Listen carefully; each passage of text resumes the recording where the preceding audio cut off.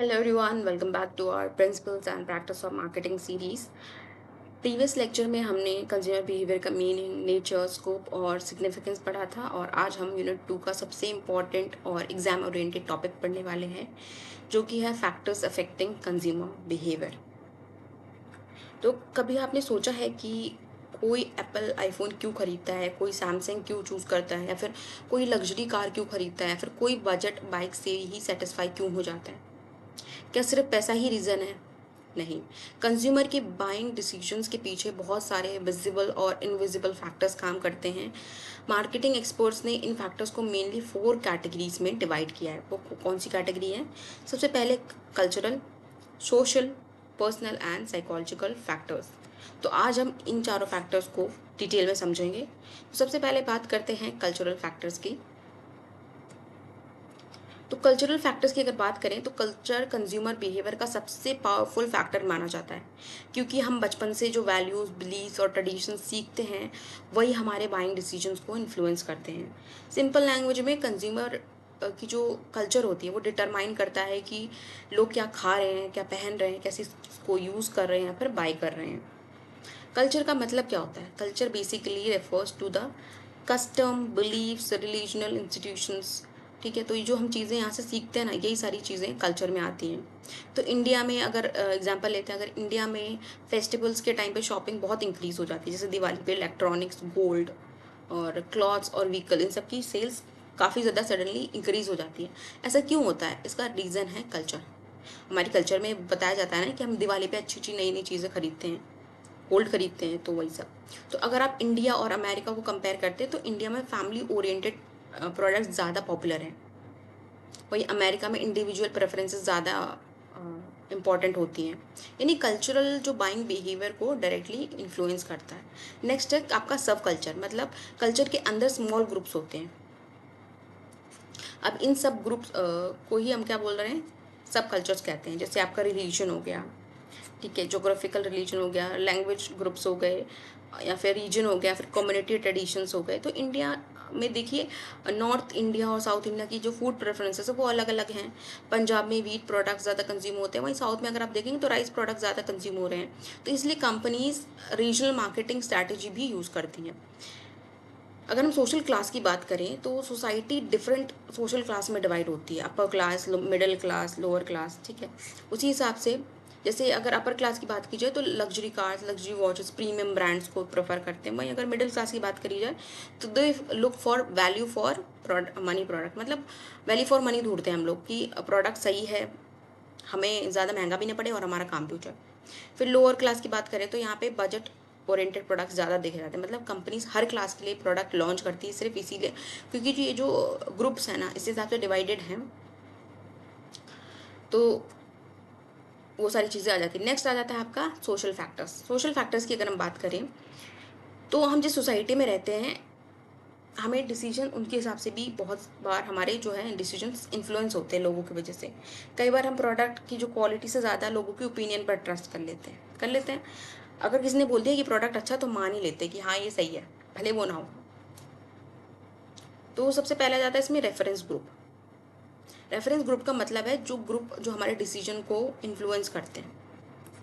ठीक है, जैसे फैमिली हो गई, फ्रेंड्स हो गए, टीचर्स वगैरह हो गए, सेलिब्रिटीज़ हो गए, कॉलीग्स हो गए। अगर ये बोल देते हैं तो हम उससे इन्फ्लुएंस हो जाते हैं। तो आजकल जो इन्फ्लुएंसर मार्केटिंग इसी कॉन्सेप्ट पर मतलब है, बेस्ड है।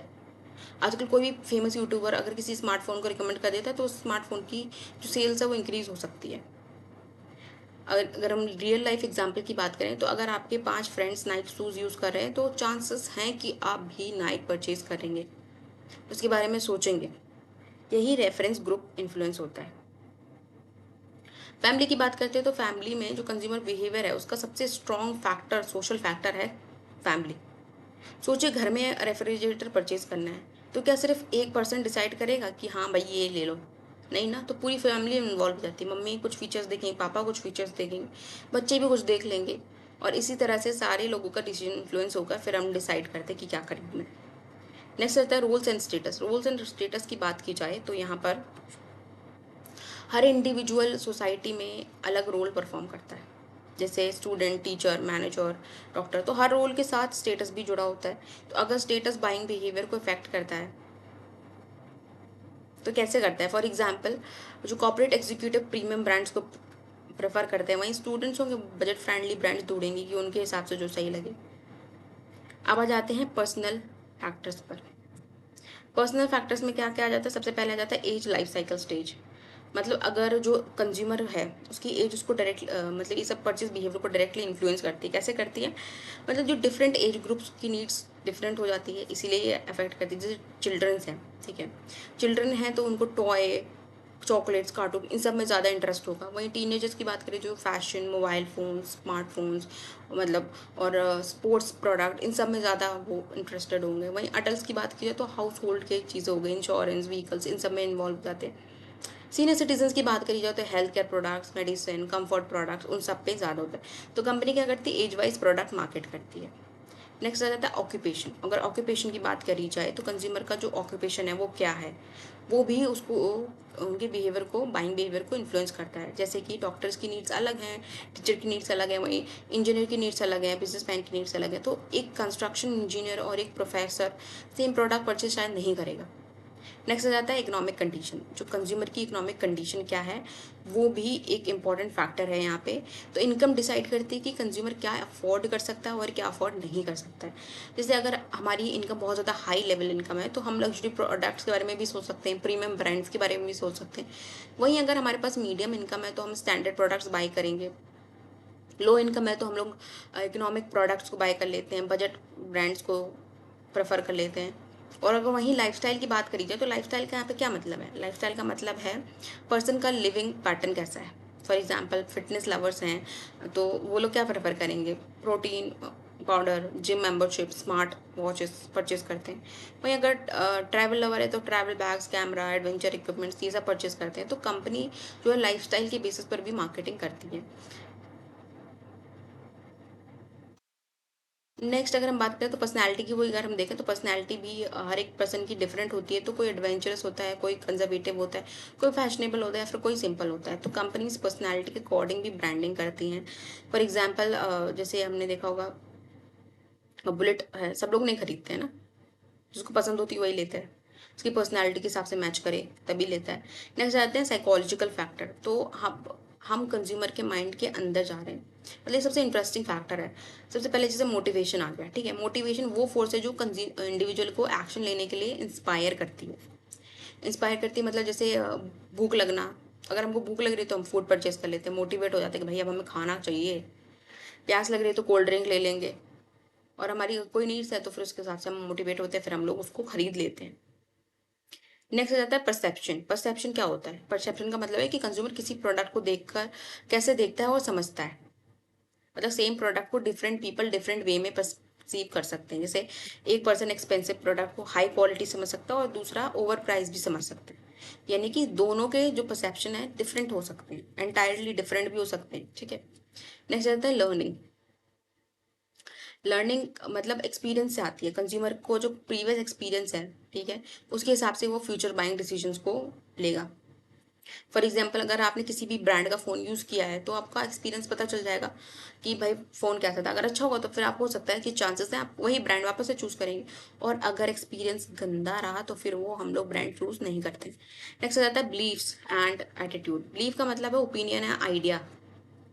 तो कंज्यूमर कुछ कंज्यूमर बिलीव करते हैं कि टाटा के जो प्रोडक्ट्स हैं वो बहुत अच्छे होते हैं। मतलब आई पर्सनली बिलीव कि टाटा के प्रोडक्ट अच्छे होते हैं, रिलायबल होते हैं, तो मैं ले लेती हूँ। तो मेरा जो बिलीफ है वो मेरे डिसीजंस को इन्फ्लुएंस करता है। एटीट्यूड की बात करी जाए तो एटीट्यूड किसी भी प्रोडक्ट या ब्रांड के प्रति जो आपकी पॉजिटिव या नेगेटिव फीलिंग होती है, ठीक है। अगर कंज्यूमर का एक्सपीरियंस अच्छा रहा तो पॉजिटिव एटीट्यूड डेवलप करेगा। वहीं अगर कंज्यूमर का जो एक्सपीरियंस है गंदा रहा तो फिर वो क्या, नेगेटिव एटीट्यूड डेवलप करता है। और यही सारी चीज़ें हमारे जो फ्यूचर परचेज होगा उस पर अफेक्ट करेंगे। कैसे? अगर पॉजिटिव रहेगा तो हम ले लेंगे और नहीं होगा तो फिर हम नहीं लेंगे। तो यहीं पर ख़त्म होता है आज का ये लेक्चर। तो हम लोगों ने यहाँ पे 4 मेजर फैक्टर्स कवर अप किए हैं। पहला आपका क्या था? कल्चरल फैक्टर, ठीक है। उसके बाद हम लोगों ने सोशल फैक्टर्स देखे, एंड देन